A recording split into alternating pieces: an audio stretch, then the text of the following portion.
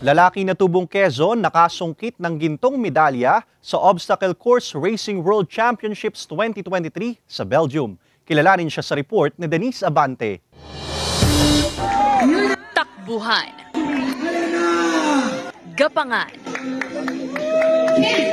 at kahit monkey bar, hindi uurungan ng 32 anyos na si Renson Embradura ng Sariaya, Quezon. Sa katunayan, nakasungkit pa si Renson ng gintong medalya sa katatapos lamang na Obstacle Course Race World Championships sa Genk, Belgium noong September 14 hanggang 17. Para kay Renson, hindi naging hadlang ang kakulangan ng isang parte ng katawan para ipagpatuloy at mapagtagumpayan ang kanyang pangarap. Na hinangad ko po talaga yung maging isang atleta na lalo-lalo na po yung makakuha po ng gold at makapaglaro po sa isang international na para bang gusto mo maging proud yung ating bansa. May ibinigay sa akin si Lord na kailangan ko po patunayan sa akin sarili na hanapin na maging inspirasyon ng mga tao. Hindi nagiging hadlang yung kapansanan sa isang tao. Ang kanyang liksi at talas daw ng isipan ang naging alas niya upang maungusan ang nasa mahigit 30 katunggali mula sa iba't ibang panig ng mundo. Proud naman ang nanay ni Renson sa tagumpay ng kanyang anak.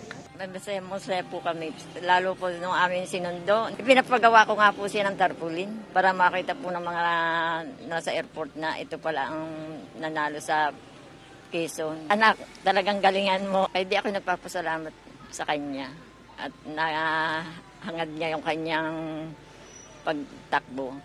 Ako siyempre, proud na proud ako sa kanya dahil at kasama ko siya lagi, iba't agang ang dispression niya sa buhay. Idol Renson, ang masasabi ko lang sa iyo, ipagpatuloy mo lang, mag-goal mo yung gusto mo hanggang yung pangarap mo sa buhay mo.